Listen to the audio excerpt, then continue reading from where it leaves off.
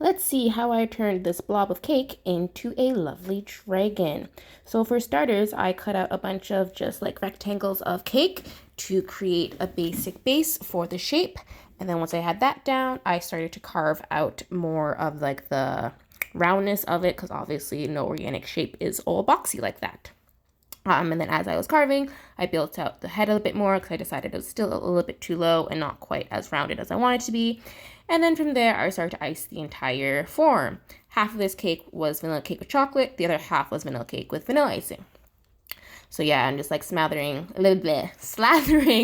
all the icing on, trying to get it as smooth and uniform as possible.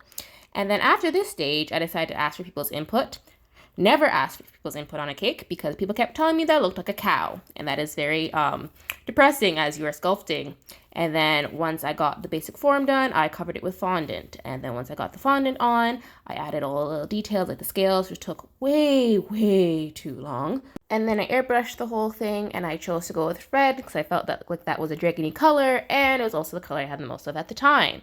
And I added in some bones at the back because I noticed that the way I had carved it, it wasn't quite looking the way I wanted, so that helped cover some mistakes. I also added in some eyebrows and some gold coins to also, you guessed it, hide some mistakes. And then here's the final result.